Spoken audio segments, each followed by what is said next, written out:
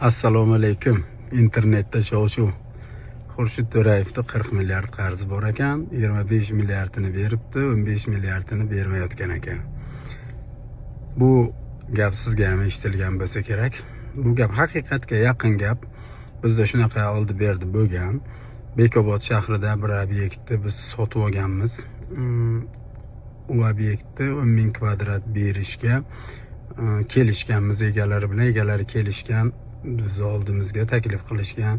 U yerda uy qurilishi to'xtab qolib 200 dan ortiq pul to'lagan, shu qurilishdan norozi insonlar bor ekan. Biz har bittasi bilan biz yigitlar uchrashib, pulni oladiganlarga pulni qaytarib bergan, bizni kompaniya bilan yangi kontrakt qilganlarga kontrakt qilishgan va bu ish 10 ming kvadratga kelishilgan joy.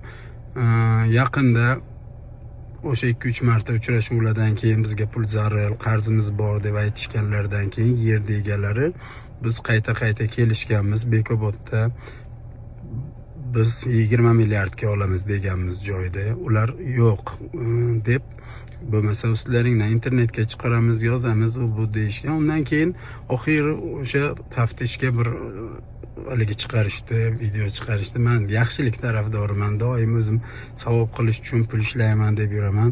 Tortishib yurmaslik uchun mayli deb 40 milliardga rozi bo'ldik. Faqat bitta o'rtada masala qolib ketibdi. O'sha men oldindan o'zlarini qo'llariga bergan odamlarga qaytarib bergan 630 ming dollar atrofidagi summani 40 milliard ichiga kiradimi, kirmaydimi? Chunki men qo'lim bilan berganman, 40 milliard ichiga kiradi deb hisoblaganman. Ular nimagadir kirmaydi deb hisoblashgan. Shu masala bo'yicha yana ishimiz cho'zilib ketdi. Bir oy muddatli do'g'rimiz buzildi. Yana boshqatdan kelishuv qildik. Oxirgi kelishuvimiz ham dekabrda yaqin oxirlariga kelib bo'ldi. Hozir u kishi bilan unaqa katta muammomiz yo'q.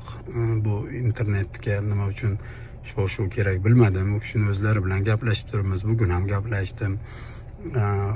Kelishuvimiz oxiriga qarib yetib qolgan. Bu hamma joyda bo'ladigan narsa. Yilda yuzlab kontraktlar, kelishuvlar qilamiz. Kim bilandir sal noto'g'ri kelishamiz, kim tarafdan o'tadi, qaysi birida biz tarafdan o'tadi.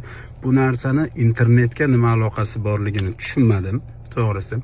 Lekin baribir ham O'zbekiston rivojlanishi uchun barchamiz bir bo'lib, birdam harakat qilishimiz kerak. Men ham O'zbekistonning farzandiman. Yozayotganlar ham, boshqalar ham hammamiz birlashsakkina o'zi oldimizga qo'ygan katta maqsadlarga erisha olamiz. Men o'sha hammadan minnatdorman. Salomat bo'linglar. Shu voqea qiziq bo'ladi deb o'ylamagandim. Mayli bir aytib qo'yay dedim. Rasmiy munosabat so'rashibdi. Men rasmiy munosabat nimaligini bilmayman, unaqa narsa qilmaganman. Men bloger emasman yoki kontent ham yuritmayman. O'zimning ishlarim bo'yicha ozgina bilganlarimni aytib yuraman, xolos. Yozib chiqqanlarga kelsak, xalq dardi, taftish kanallariga obuna bo'linglar. Sizlar gapirishib Xurshid aka deyishib xafa bo'lmadim. Ularga obuna bo'ling. O'sha bizni yuridik jamoa, o'g'lim ko'pchilik aytishyapti-da, o'qilaylik, biz ham yozaylik. Nimani yozasan o'g'lim? 15 ming prosmotri bor kanal 850 ming prosmotrga chiqyapti. Ularning ishi shu, tirikchiligi shu.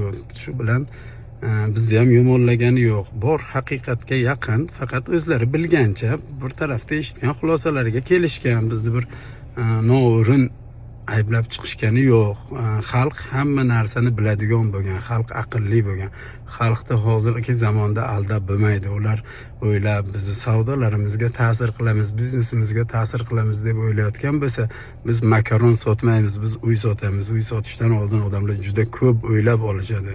Bu narsalarni bizni tashvishga soladigan darajada emas deb tushuntirdim va sizlarga ham tilab qo'yaman, shu xalq dardi va taftish kanallariga a'zo bo'linglar, like, podpiska bosinglar. Bularni ham podpischiklari ko'payib, reklamalari ko'payib, men ham shu yil reklamalarimni agar bir men bilan ishlashsa bularga beraman. Ishlari yaxshi bo'lib, bola chaqalarini halol rizq bilan boqish ularga ham, bizga ham, hammamizga nasib qilsin. yana nimadir qiziqarli narsalar bo'lsa men tayyorman. Men uchun bu 2 kun juda ham qiziqarli bo'ldi. Eng xursand bo'lgan joyim kommentariyada Xurshidjon unaqa bola emas, biz Xurshidga ishonamiz degan odamlarning gaplaridan ko'zimga yosh keldi.